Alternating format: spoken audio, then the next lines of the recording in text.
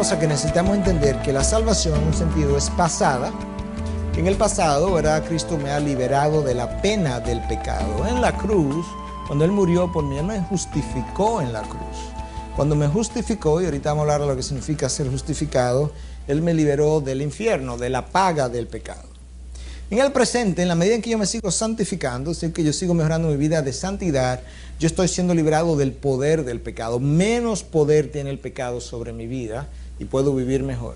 Pero en un futuro, cuando ya yo entre en gloria, Dios me liberará de la presencia del pecado, de la pena del pecado, del poder del pecado y finalmente de la presencia del pecado. Y eso es algo que estoy esperando con mucho gozo.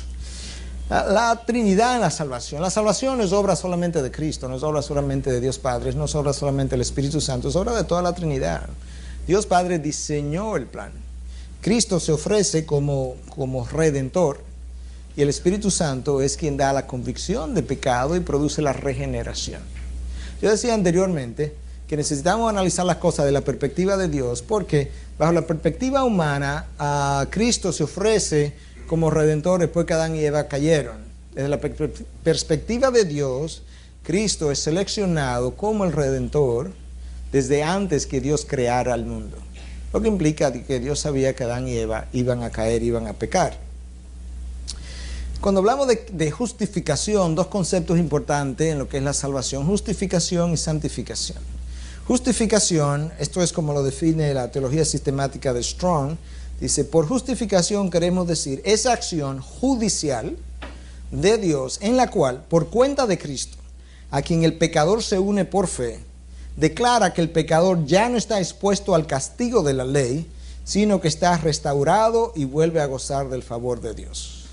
En otras palabras, cuando Cristo muere en la cruz, ese es su acto de mi justificación. Cuando yo pongo mi fe en Cristo, entonces por Cristo, que eso es lo que está esta definición diciendo, ahora Dios puede quitarme la pena, la paga del pecado, y ahora yo puedo volverme a Dios y Dios puede volverse a mí y yo he sido justificado.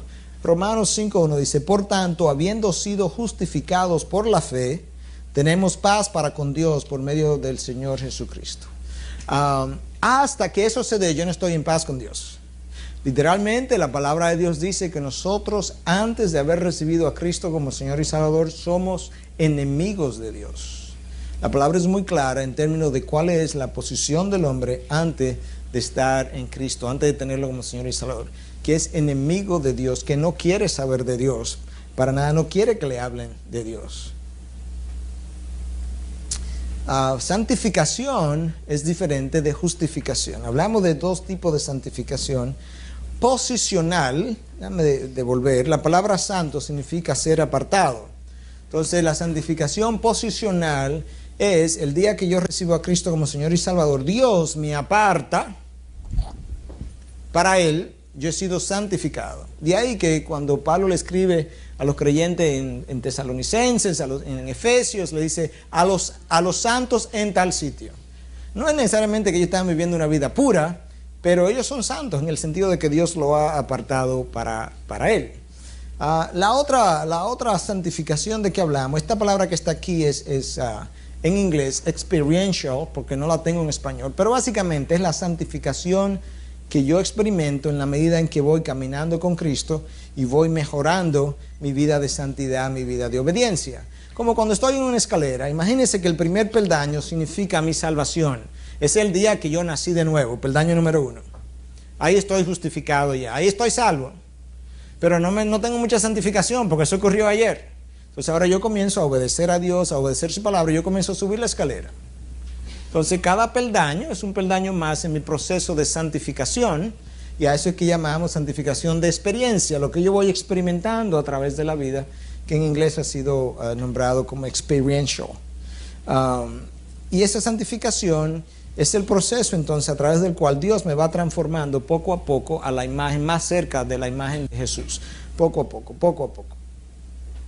La palabra de Dios dice lo siguiente, 1 Tesalonicenses 4:3, porque esta es la voluntad de Dios, vuestra santificación. Es decir, que os abstengáis de inmoralidad sexual.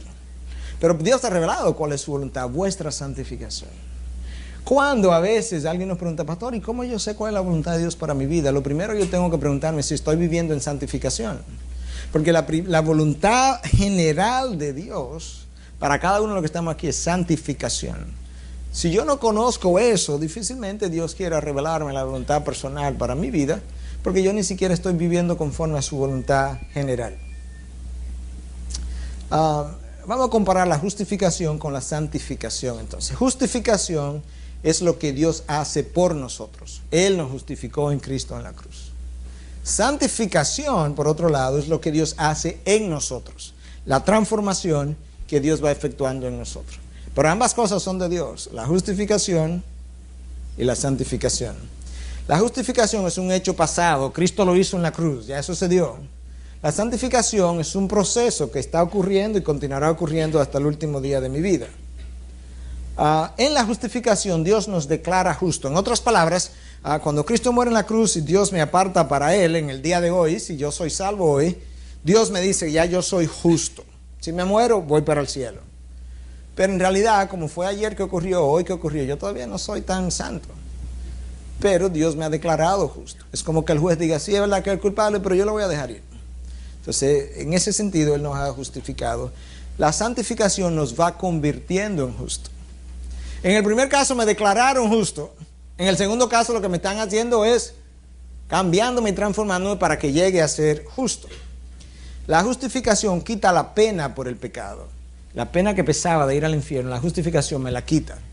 La santificación controla el poder del pecado. En otras palabras, mientras más me santifico en mi vida, menos poder tiene el pecado sobre mí, menos peco, más complazco a Dios. Entonces el pecado va perdiendo poder en mí, aunque nunca se va a ir 100%, pero irá perdiendo poder. Ok, de aquí en adelante comienza la parte jugosa, así que vamos a hablar un poquito de eso. Cuando hablamos de salvación, tenemos que preguntarnos cuáles son las posibilidades de lo que Dios pudo haber hecho. Aquí hay 4, si usted tiene una quinta, todavía no he encontrado una quinta en las veces que he enseñado esto. Si usted tiene una quinta, me la dice al final para agregarla. Pero básicamente, yo creo que Dios pudo haber hecho varias cosas. Por un lado, Dios pudo salvar a todo el mundo. Vamos a preguntar lo siguiente. ¿Dios tiene el derecho de salvar a todo el mundo? ¿Tiene el poder de salvar a todo el mundo? Claro. ¿Eso es lo que Dios ha hecho?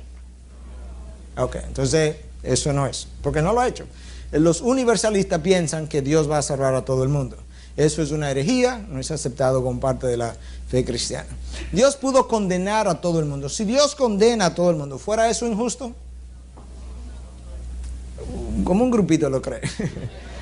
Pero si Dios hace y condena a todo el mundo, claro que no puede ser injusto. Nada de lo que Dios haga es injusto.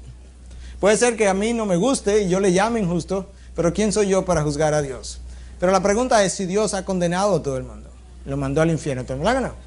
Ok, entonces la posición 1 y la posición 2 están eliminadas. Me quedan 2 posiciones que son con las que vamos a trabajar en lo adelante. Dios pudo ofrecer la salvación sin garantía y dejar que el hombre escogiera. En otras palabras, aquí está mi salvación, se lo ofrezco al mundo entero y ustedes escogen. Si ustedes escogen, bien, son salvos. Si no escogen, mal, se condenaron. Ok, eso es una posibilidad, ¿sí o no? Ok, la pregunta es si eso fue lo que él hizo. Ok, vámonos por parte. La última posición, la cuarta, es Dios garantizar la salvación. En otras palabras, Dios mirar para abajo y decir, esta gente dice que pueden escogerme, pero no me pueden escoger y yo voy a escoger. La pregunta es si Dios hizo la tercera o la cuarta. Pero es una de esas dos. La pregunta no es, ¿qué cree el pastor que está enseñando? La pregunta es, ¿qué dice la Biblia? Porque esto es lo que tiene validez. Y es posible, a menos que, bueno, la posición más común en el mundo cristiano es la número 3. Que el hombre es quien elige a Dios. Esa es la posición armeniana.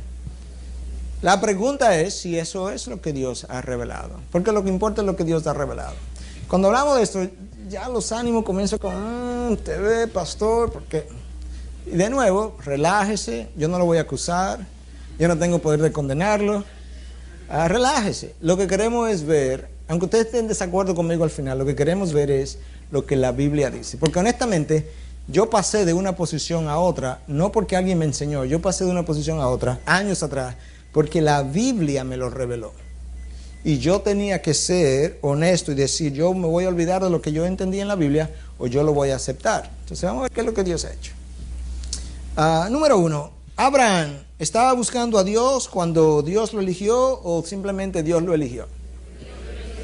Yo le voy a preguntar a ustedes ahora. Dios eligió a Abraham, ¿estamos de acuerdo? Josué 24 dice que Abraham habitaba en los pueblos paganos junto con su familia, eran todos unos paganos y Dios se les reveló. ¿Por qué Abraham?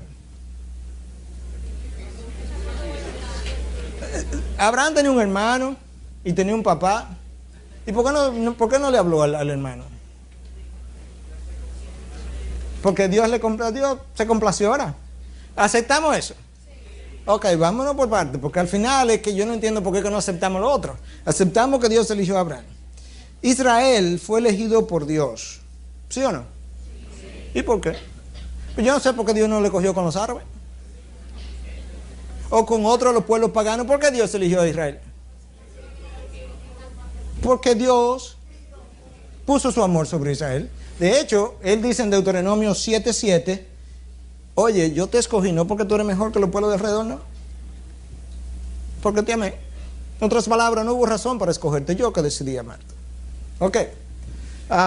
Número 3, los profetas andaban aplicando, llenaron una aplicación para ser profeta o Dios le dijo, ven. Oye, Amós estaba arando en el campo, quitado de bulla con unos bueyes, y Dios dice, hey Amós, deja eso, ven que tú vas a ser profeta. Pero yo no te he pedido que me haga profeta, yo te he preguntado, Amós, ven que tú vas a ser profeta. Moisés estaba en el desierto, quitado de bulla, Moisés va a caminar, tenía 40 años atendiendo, y de repente, un arbusto quemándose. Y ahora Dios dice que Él me está eligiendo a mí para que vaya a Egipto. Él aplicó para esa posición. No, Moisés de hecho después de Dios elegirlo le dijo, no, yo no voy para allá. Y Dios le dijo, pues yo no te he pedido permiso, yo estoy diciendo que tú vas para allá. Y tenemos que averiguar cuándo tú vas a salir para allá, pero para allá es que tú vas. Ok, aceptamos que Dios eligió a los profetas, ¿verdad? Ok. De los profetas que están en el Antiguo Testamento, con la excepción de Jonás, que lo mandaron a Nínive en contra de su voluntad. Ustedes sabían que Jonás no quería ir para Nínive, ¿verdad que sí? ¿Y qué Dios le dijo? Ay no, Jonás, yo voy a respetar tu voluntad, porque tú sabes, yo soy tan respetuoso de la voluntad del hombre que yo esa voluntad no la voy a tocar. No, Dios le dijo, ¿qué es lo que tú quieres? ¿Que tú te quieres ir para el otro lado? Sí, vete, que nos encontramos en Nínive. Y Jonás se fue para allá y Dios le dio una orden al pez que se lo tragara.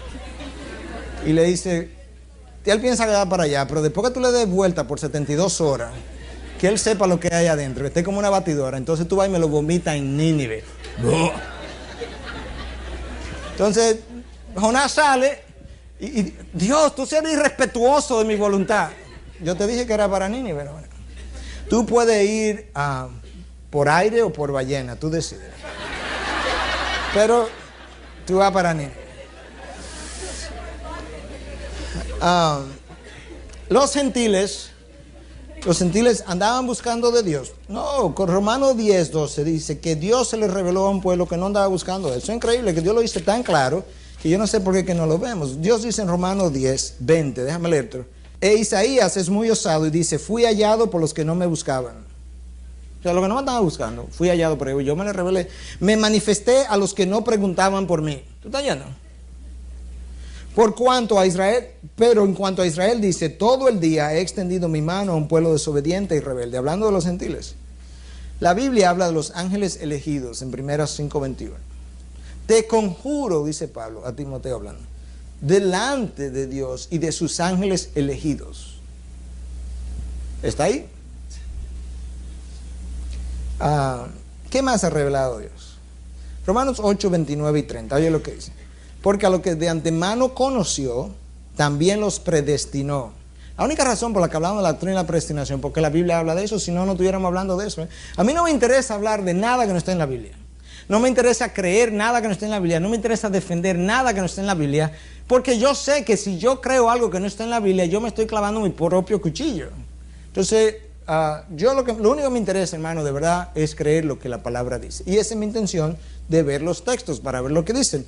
Porque a los que de antemano conoció, también los predestinó a ser hechos conforme a la imagen de su Hijo, para que Él sea el primogénito entre muchos hermanos. Y a los que predestinó, a esos también llamó. Y a los que llamó, a esos también justificó. Y a los que justificó, a esos también glorificó. Lo que vamos a hacer ahora, que vamos a coger ese texto de la parte de atrás y nos vamos a ir adelante. Lo vamos a coger en la palabra glorificó. Y vamos a preguntar a quién Dios glorificó. A lo que justificó, ¿verdad? Bueno, lo vamos a hacer el ejercicio en pantalla.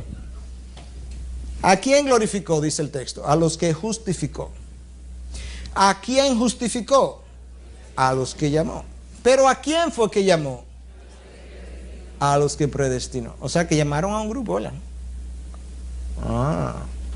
¿Y a quiénes predestinó? A los que él conoció. El texto me está diciendo que un grupo de personas que Dios predestinó, al predestinarlo los llamó, al llamarlo los justificó y al justificarlo los glorificó. Eso dice la palabra. Romanos 8, 28, 29 y 30, ese es el texto. ¿Cuándo ocurrió nuestra salvación? Yo no sé cuándo fue cada uno de ustedes salvo. A lo mejor fue el año pasado, a lo mejor fue ayer, a lo mejor fue hace 6 años. Lo que yo sé es que ninguno de ustedes fue salvado ayer, ni hace 6 años, ni hace 50 años. La palabra dice en Efesios 1:4, según nos escogió en él antes de la fundación del mundo. Yo no me inventé eso. Yo no escribí eso. Pablo no lo escribió, Pablo lo redactó por inspiración del Espíritu. Antes de la fundación del mundo yo había sido escogido. ¿Por qué? No tengo ni idea, pero no me interesa. Me interesa es darle gracias a Dios porque me escogió. En los tiempos de Jesús, cada discípulo podía escoger su maestro, y de hecho así era. Y si a los 3 meses ya este maestro no me gustaba, yo dejaba ese maestro y buscaba otro maestro. Cristo, tratando de entender, de darle a entender a ellos que esto es una relación diferente, le dice en Juan 15:16, vosotros no me escogisteis a mí, sino que yo escogí a vosotros. ¿Estamos de acuerdo con eso? Estamos de acuerdo que los discípulos no escogieron a Cristo, ¿verdad que no?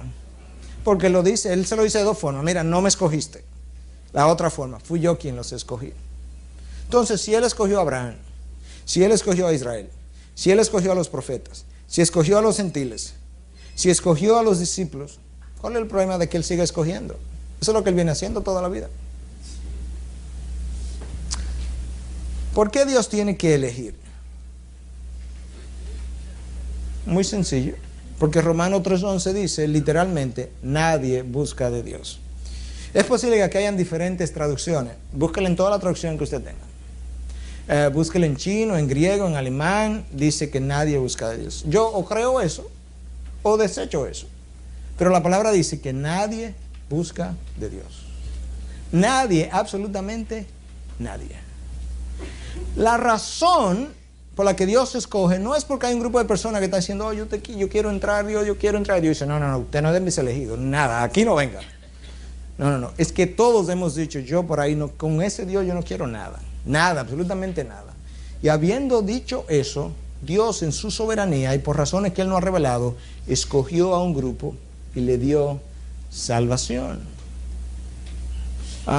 Pastor, pero yo conozco una amiga mía que está buscando de Dios. Bueno, o si usted fuera a creer eso, o usted está equivocada o Dios está equivocado, pero Dios dice que nadie busca de Dios. No, pero yo la veo buscando y viniendo a la iglesia, sí, es verdad. Pero no es que ella está buscando, es que la están atrayendo. Voy a ilustrarlo, mi ilustración favorita. Usted lo va a ver inmediatamente, que yo quiero decir. Usted trae un indio de la jungla que nunca ha visto la luz, no sabe lo que es una aspiradora, no sabe que la aspiradora tiene un motor que succiona. Entonces usted cierra esa puerta que está ahí, la cierra, esa puerta de vidrio, y usted pone a su indio allá de aquel lado. Y usted pone una aspiradora de este lado. Asuma que él no puede oír el sonido tampoco. Usted le tapa los oídos. Entonces de repente usted le dice al indio, mira lo que está pasando ahí. Entonces él ve este tubo y él ve basura que viene para dentro del tubo. Y el indio, desde aquella posición, él no sabe lo que es una aspiradora, él no sabe lo que es la electricidad, y él ve esa basura entrando y dice, wow, basura que camina, increíble, mira, esa basura increíble. En la tribu mío nunca yo he visto una basura caminando, mira eso, mira, y entró. Pero usted sabe, usted que tiene conocimiento, tiene otra dimensión, usted sabe que la basura no está caminando, que la están succionando. Entonces, cuando usted ve a alguien que realmente está buscando a Dios, lo están succionando de arriba, Dios lo está succionando con su aspiradora, y lo que él está haciendo es respondiendo a esa búsqueda de Dios, y entonces él de repente entró y parece que él andaba buscando como la basura, pero Dios fue quien lo succionó. La realidad que la palabra revela, oye lo que la palabra revela con relación al hombre y a Dios. Romanos 5:10, déjame leerle algo rápidamente para que usted vea cuál es nuestra condición y por qué es que nosotros no elegimos. Romanos 5:10 dice lo siguiente: porque si cuando éramos enemigos fuimos reconciliados con Dios por la muerte de su Hijo. Vamos para Noé. ¿Usted se da cuenta de lo que el hombre es antes de que Dios lo redima? Enemigo de Dios. Cuando éramos enemigos de Dios. ¿Usted ha visto un enemigo buscando a otro enemigo? No. El enemigo odia a Dios. Pero eso no es lo único, Romanos dice. Romanos 8:7. Oye lo que Romanos 8:7 dice. Refiriéndose al hombre inconverso y a su mente y su forma de pensar. 8:7. Ya que la mente puesta en la carne, esa es la mente del hombre inconverso, tiene que leer todo el contexto, es enemiga de Dios. Pero eso no es suficiente, oye. Porque no se sujeta a la ley de Dios, pues ni siquiera puede hacerlo. ¿Sí ves? La mente del hombre inconverso no es solamente que no se sujeta a la ley de Dios, es que tiene una inhabilidad para hacerlo. Está tan amarrada, tan entenebrecida, que no puede hacerlo. Si no puede hacerlo, la única opción, esperanza que ese hombre tiene es que Dios intervenga y lo regenere. Pero no, porque no puede, está atado al pecado, lamentablemente. El concepto es que el hombre tiene libre albedrío. Y para comenzar, ¿dónde en la palabra de Dios aparece la palabra libre albedrío? O sea, ¿en qué libro de la Biblia aparece la palabra libre albedrío? En ninguno. ¿Qué sí aparece en la palabra que es contraria al libre albedrío? Vamos a leerlo. Romanos 7:14. Yo soy carnal, vendido a la esclavitud del pecado. ¿Usted ha visto un esclavo libre? Si usted lo ha visto, me lo deja saber, pero yo no conozco. Romanos 7:18. En mi carne no habita nada bueno. ¡Ay! En mi carne no habita nada bueno. Porque el querer está presente en mí, pero el hacer el bien no. ¿Oyeron? En mi carne no habita nada bueno. El querer hacer el bien, sí, el querer yo quiero, pero el hacerlo no está en mí. ¿Qué cosa? Porque estoy atado al pecado. Romanos 8:7, ya lo leí. Ya que la mente puesta en la carne es enemiga de Dios, porque no se sujeta a la ley de Dios, pues ni siquiera puede hacerlo. Segunda de Timoteo 2:26. Y volviendo en sí, escapen del lazo del diablo, habiendo estado cautivos de él para hacer su voluntad. Cautivos del diablo para hacer la voluntad de Dios, no la voluntad del diablo. Si eso no es suficiente, Cristo viene y dice: al que el Hijo hace libre, os libertare, será verdaderamente. O sea que yo no soy libre si el Hijo tiene que hacerme libre, ¿verdad que sí? Pero está claro. Al que el Hijo os libertare será verdaderamente libre. Conclusión, porque no es libre. Ahora yo entiendo. Cristo habla de eso también. Seguimos. Ese no es todo el peso de la palabra. Juan 6:44. Nadie puede venir a mí. Vamos para Noé. Si eso es lo único que el texto dijera, ¿cuántos pueden venir a Cristo? 0, ¿verdad? Ok.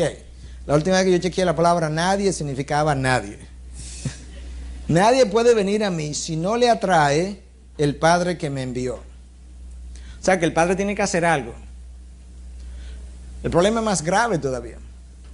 Porque la palabra que ella aparece como atraer en el griego es el kuo. Como está ahí escrito, H-E-L-K-U-O.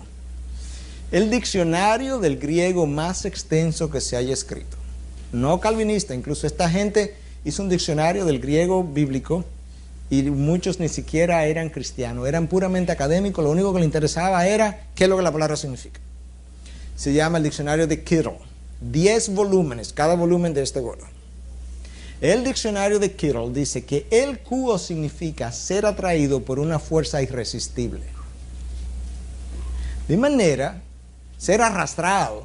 De manera que Juan 6:44 dice, nadie puede venir a mí a menos que la fuerza irresistible de mi Padre lo atraiga. Esta palabra, el Q, aparece 2 veces más en el Nuevo Testamento, 2 veces nada más. Y en ambos casos es traducido arrastrar. Cuando arrastraron a Pablo y a Silas, creo, dice que lo arrastraron hasta la calle.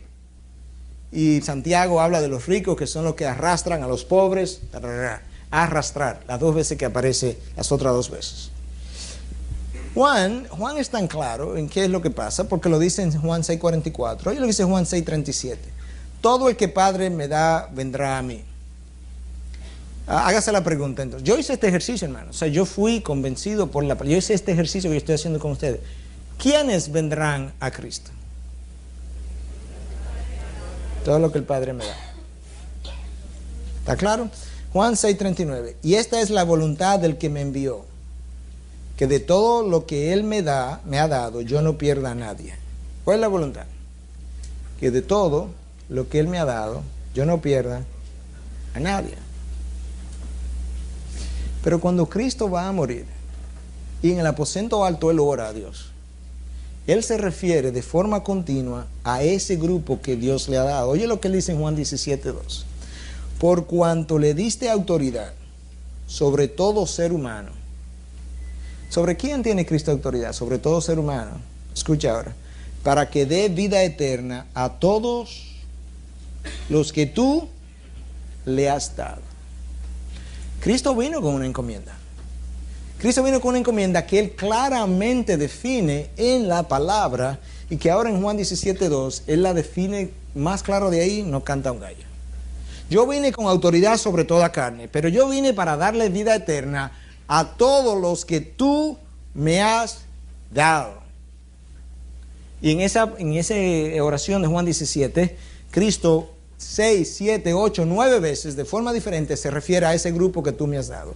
Padre, yo no oro por el mundo, yo oro por ellos.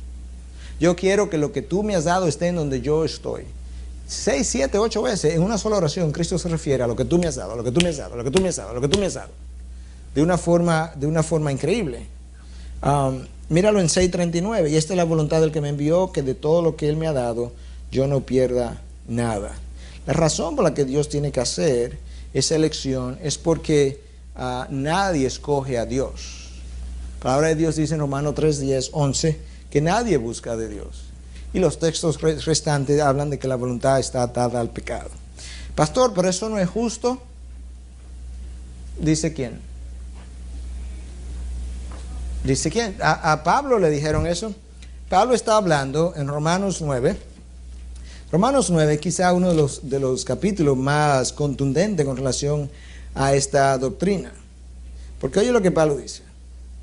Y no solo esto, Romanos 9:10, sino que también Rebeca, cuando concibió mellizos de uno, nuestro padre Isaac, porque aun cuando los mellizos no habían nacido y aún no habían hecho nada, ni bueno ni malo. ¿Oyeron eso? O sea, cuando no habían hecho nada malo ni bueno. Para que el propósito de Dios conforme a su elección permaneciera, no por las obras, sino por aquel que llama, se le dijo a ella, el mayor servirá al menor. Tal como está escrito, a Jacob amé, para Esaú aborrecí. ¿Dios escogió ahí a uno sobre el otro, sí o no? Que la próxima pregunta, Pablo está anticipando las preguntas que están en la mente de algunos de ustedes. ¿Qué diremos entonces? ¿Que hay injusticia en Dios? Eso no es justo. De ningún modo. ¿Por qué Pablo tú dices? Porque él dice a Moisés, tendré misericordia del que yo tenga misericordia y tendré compasión del que yo tenga compasión. Ahora aquí viene, escucha bien, abre los oídos. Así que no depende del que quiere, ni del que corre, sino de Dios que tiene misericordia. ¿Por qué no depende del que quiere? Porque nadie quiere. Sino de Dios que ha tenido misericordia. Porque la Escritura dice a Faraón, para esto mismo te he levantado, para demostrar mi poder en ti, y para que mi nombre sea proclamado por toda la tierra. Así que, escucha bien, del que quiere tiene misericordia, y al que quiere endurece. Pablo dice, me dirás entonces, ¿por qué pues todavía reprocha a Dios? En otras palabras, si es así, Pablo, entonces ¿por qué Dios sigue condenando? Porque ¿quién resiste su voluntad? Oye, Pablo, al contrario, ¿quién eres tú, hombre, que le contestas a Dios? ¿Dirá acaso el objeto moldeado al que lo moldea, al que lo modela, ¿por qué me hiciste así? ¿O no tiene el alfarero derecho sobre el barro de hacer de la misma masa un vaso para uso honroso y otro para uso deshonroso? Pablo está diciendo, oye, no me hable de injusticia con relación a Dios, porque ¿quién eres tú, hombre, para hablarle de injusticia a Dios? Pastor, pero eso es injusto. Oye, nadie busca de Dios. Entonces Dios, en un momento dado, le da gracia a un grupo, y ese grupo que recibió gracia va a la salvación. Ok, ¿qué recibió ese grupo? Gracia, ¿verdad? Ok. Hay otro grupo que no busca de Dios, y ese grupo Dios no le dio gracia, sino que lo condenó de acuerdo a su justicia. ¿Qué recibió ese grupo? ¿Y este grupo? ¿Quién recibió injusticia? Acabé mi discusión. Nadie ha recibido injusticia, hermanos. Injusticia sería si Dios manda al infierno a alguien que no se merecía el infierno. Eso sería injusto. Pero cuando Dios envía al infierno a alguien que merecía el infierno, la condenación, eso es justicia. Cuando Dios envía a la gloria a alguien que no se merecía la gloria, pero le dieron gracia, eso es gracia, pero a nadie le han dado injusticia. ¿Por qué uno y no otro? Bueno, las cosas reveladas no pertenecen a nosotros y las cosas secretas le pertenecen a Dios. Algunos cuestionamientos entonces, porque algunas preguntas iban a venir al final, yo las voy a anticipar para respondérselas antes de que ustedes la hagan. Bueno, pero segunda de Pedro 3:9 dice que el Señor no tarda en cumplir su promesa, según algunos entienden la tardanza, sino que es paciente para con vosotros, no queriendo que nadie perezca, sino que todos vengan al arrepentimiento. Según ese versículo, ¿qué es lo que Dios quiere? Que todos vengan al arrepentimiento. Ahora, Isaías 46, 10, 11 dice, todo lo que quiero lo realizaré. Y entonces, ¿cómo yo apareo esas dos verdades? Isaías dice, todo lo que yo quiero lo realizaré. Segunda de Pedro dice que Dios quiere que todo el mundo se arrepienta. Se supone que si Dios quiere que todo el mundo se arrepienta, Isaías dice que todo lo que Él quiere lo realizaré. Eso implica que Él debe producir el arrepentimiento en todo el mundo. ¿Verdad que sí? No, eso no es como se une esas dos verdades. A menos que todo signifique otra cosa. Vamos a ver. Es posible que quizás todo no signifique todo. Juan 6:39 dice, y esta es la voluntad del que me envió, que de todo lo que Él me ha dado yo no pierda nada, sino que lo resucite en el día final. Por cuanto le diste, Juan 17:10, le diste autoridad sobre todo ser humano para que le dé vida eterna a todos los que tú le has dado. Entonces todos ahora como que parece que es un grupo de personas que el Padre le dio al Hijo. ¿Sí o no? Eso es lo que esos textos dicen. Sigamos viendo a todo por un momentito. Padre, quiero que los que me has dado estén también conmigo donde yo estoy. ¿Quiénes son los que Él quiere que estén con Él? Los que me han dado. Todos, pero ¿quiénes son los todos? Los que me has dado. Juan 17:12. Cuando estaba con ellos en el mundo, yo los guardaba en tu nombre. A los que me diste los guardé. O sea, yo no guardé a todo el mundo, ¿no? Y ninguno de ellos se perdió, sino el hijo de perdición, para que se cumpliese, para que la escritura se cumpliera. O sea, de lo que me diste no se perdió ninguno. Esa es mi garantía, ese era mi trabajo, yo lo hice bien. Se perdió el hijo de perdición, sí, pero tú no me lo diste. Esa era la realidad. La palabra todo en el Nuevo Testamento frecuentemente significa todo tipo de personas y no el 100% de las personas. Bueno, pastor, ya usted está inventando cosas. No, vamos a ver la palabra, a ver si es verdad. Eso que yo digo, vamos a ver si es verdad. Que en el Nuevo Testamento raramente la palabra todo significa el 100% de los individuos. Implica todo tipo de personas. 3 ejemplos y hay múltiples. Juan 12:32. Y yo, si soy levantado de la tierra, traeré a todos a mí mismo. ¿Eso ocurrió cuando Cristo fue levantado de la tierra? Sí, no. No, porque lo que la mayoría hizo fue que lo rechazó. Pero si todo significa todo tipo de personas, ¿Cristo atrajo a todo tipo de personas? Claro, hombres, mujeres, viejos, niños, gentiles, judíos, claro. Mateo 10:22, seréis odiados de todos por causa de mi nombre, pero el que persevere hasta el fin, este será salvo. ¿Los discípulos fueron odiados del 100% de la gente? No, porque mucha gente que creyó en ellos incluso. Pero si significa de todo tipo de gente, si ellos fueron odiados por romanos, por gentiles, por griegos, por hombres, mujeres, niños, gente amarilla, verde, de todos los colores. Marcos 1:5. Y acudía a él toda la región de Judea y toda la gente de Jerusalén, y confesando sus pecados eran bautizados por él en el río Jordán. Eso significa que el 100% de la gente acudía a Jesucristo. Lo que menos hacían era acudir a Jesucristo. Eso no era el problema, que no iban detrás de él. Pero dice, toda la gente confesando todos sus pecados. Usted va al cine y tú le dices, y había mucha gente. ¿Y quiénes estaban ahí? ¡Uf! Chacho, todo el mundo. O sea que República Dominicana entera estaba en el cine. No, usted acaba de decir que había tanta gente, que estaba lleno y que había todo tipo de gente. Usted vio hombres, mujeres, niños. Nosotros hablamos de la misma forma. Exactamente igual. Eso no es de aquella época solamente. Pastor, entonces, si es Dios quien escoge, y eso le ocurrió antes de la fundación del mundo, ¿para qué vamos a evangelizar? Bueno, yo creo que si hubiera una sola razón, la primera, fuera suficiente, que no hubiera que preguntar otra. Si simplemente fue porque el Señor lo ordenó, eso es razón suficiente. Creo yo que si el Señor es Señor y vivimos su señorío, el hecho de que lo ordenara fuera suficiente. Número 2, ¿tú no crees que si después que Dios te salvó a ti y a mí, que no lo merecíamos, que no tenía ninguna razón para Él morir por nosotros, que no había nada bonito en nosotros, que éramos enemigos de Él, y que pudo no haberlo hecho, ¿tú no crees que eso es razón suficiente para vivir con tanta gratitud como para ir a evangelizar y completar el plan de redención? Para mí eso es suficiente. Las dos primeras son mi motivación para evangelizar. De verdad que ahorita Dios puede bajar del cielo, mandar un ángel del cielo y decir, ¿sabes una cosa? Yo apagué el infierno, no más infierno.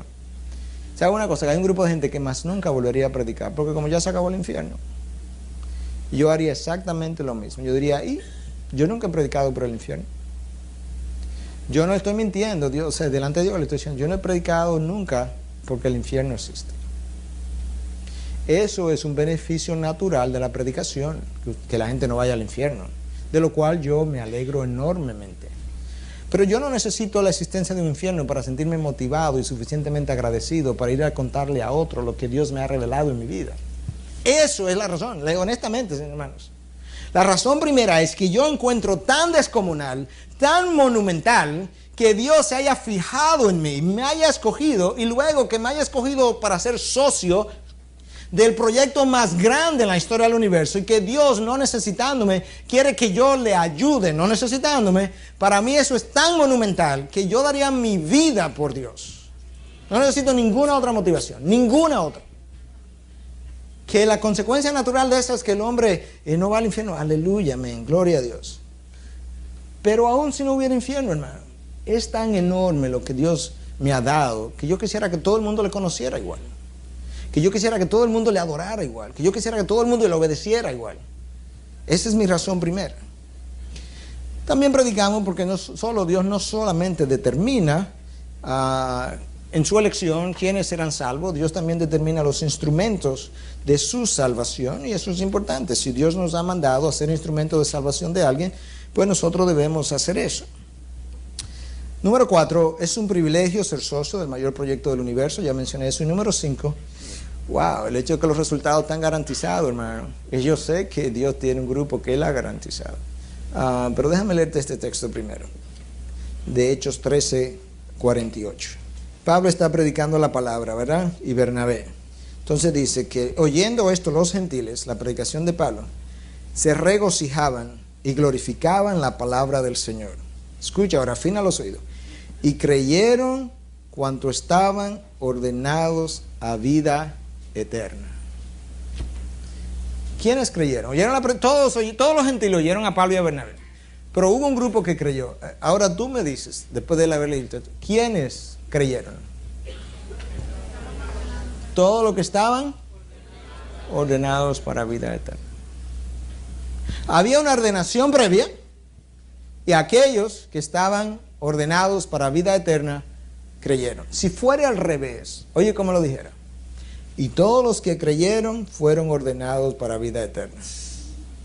¿Verdad? O sea, todos los que creyeron después de haber creído fueron ordenados para vida eterna. Pero eso no es lo que dice, hermano. Dice que creyó un grupo de los que oyeron la palabra y que ese grupo que creyó, esos habían sido previamente ordenados para vida eterna. Eso yo lo encontré, esa doctrina en la palabra, en un momento en que yo no creía eso, hermano. Yo estaba en la otra posición, la posición armeniana, la mayor parte de mi vida, porque todo el mundo nace armeniano. A menos que usted no haya nacido en una iglesia que crea eso y se lo hayan enseñado de chiquitico, todo el mundo nace armeniano. De que yo escojo porque esa es la forma más natural de pensar. El problema no es lo que yo entiendo, lo que yo pienso, es cómo consistentemente Dios ha revelado algo que está ahí. Yo tuve una crisis de 2 semanas, mi esposa lo sabe, donde yo me puse casi loco, porque yo no quería entender, yo no quería abrazar eso. Porque yo tenía otra idea de la salud. Yo decía, pero ¿y dónde está el papel del hombre? ¿Y qué rol juega el hombre? Y entonces mi esfuerzo, ¿qué? Como que yo quería tener algún crédito en la salvación. Y obviamente, ¿qué crédito tiene el hombre en la salvación? El hecho de ser el instrumento de Dios y gozarse de lo que Dios hace a través de uno. Pero el crédito es totalmente de Dios. Y la palabra, que es lo que debe convencernos, me convenció de lo que yo acabo de exponer. Después que entendí que el hombre tiene una voluntad que no es libre, que está atada al pecado, que no busca de Dios, que no quiere saber de Dios, que es enemigo de Dios, y que Dios, sabiendo eso, entonces en su misericordia, Él ha atraído a un grupo, y a eso le ha dado salvación. Eso es lo que se conoce como la doctrina de la predestinación o la doctrina calvinista. La realidad es que no debiera llamarse calvinista, porque nada de eso que yo expuse ahí tiene nada que ver con Calvino, tiene que ver con Pablo. Eso debiera llamarse la doctrina paulina. Y si quisiéramos mencionar a alguien, entonces debiéramos mencionar a Agustín, porque Agustín en el siglo IV postuló exactamente lo mismo. Agustín, el San Agustín de la Iglesia Católica, postuló exactamente lo mismo. Y Martín Lutero hizo exactamente lo mismo. Lo único que Calvino hizo fue darle forma y lo sistematizó. Sistematizó la enseñanza. Más nada. Teníamos cientos de años entendiendo eso. Hasta que en el año 1700 y tanto, Arminio postuló la otra doctrina del libre albedrío. Pero hasta el año 1700 y tanto, o sea, la iglesia por casi 17 siglos, casi de forma invariable, creyó la doctrina que yo acabo de exponer. El otro gran teólogo también, Tomás de Aquino, también que la Iglesia Católica lo conocen como Santo Tomás de Aquino. Tomás de Aquino postuló exactamente lo mismo. Hasta que Arminio, 1700 años después, salió con la historia del libre albedrío. Le digo, hermanos, que a pesar de que parece para muchos injusto, a pesar de que para muchos parece como que eso le quitaría al hombre el incentivo de evangelizar, yo le puedo decir delante de Dios, no hay otra doctrina que a mí me haya impulsado más a evangelizar que esta doctrina que yo acabo de exponer. No hay una verdad que a mí me haya dado más gusto de entender, de predicar, de exponer. Yo se lo dije que era mi sección preferida, porque me habla de la gracia infinita de Dios. Porque me habla de una gracia que para mí es inconcebible. Y eso, cuando yo lo saboreo en mi persona como salvación, eso tiene un sabor que no hay nada con lo que yo pueda compararlo. Cuando nosotros hacemos un seminario, hermanos, y le decimos a los hermanos que hay que salir a evangelizar porque todos los días se van miles de personas al infierno. Hermanos, miren, eso de querer motivar por sentido de culpa, oye, eso ni está en la palabra, ni es psicológicamente sano, ni es de ninguna forma sano. Nunca la culpa puede ser una buena motivación. ¿Y cómo es posible que nosotros queramos motivar por sentido de culpa? Ahora, si yo te digo que nuestro Dios es tan grande, es tan misericordioso, es tan inmensamente grande y misericordioso que te ha salvado a ti sin tú merecerlo, y que incluso después de salvarte y tú no merecerlo, Él quiere usarte en un plan donde Él no te necesita. Eso a mí comienza, todos los jugos de la boca comienzan como a secretar, como wow, esto sí sabe, wow, esto es increíble. Y luego, cuando tú comienzas a caminar con Dios y tú tienes experiencia de intimidad con Dios y tú dices, wow, pero Dios, tú estás viendo experiencia que tú quisieras que todo el mundo tuviera, entonces tú dices, esto es razón suficiente para yo ir a evangelizar. Y esa es la razón, hermanos. La razón por la que no tenemos más gente yendo es porque lo hemos cargado de culpa, y la culpa es un terrible motivador. cuando en vez de cargar la gente de culpa, lo carguemos de la gracia de Dios, lo carguemos del poder soberano de Dios y de la grandeza de Dios, ese Dios será tan grande que la gente no podrá dejar de hablar de lo que ha visto y oído. Pero tenemos que darle la motivación correcta.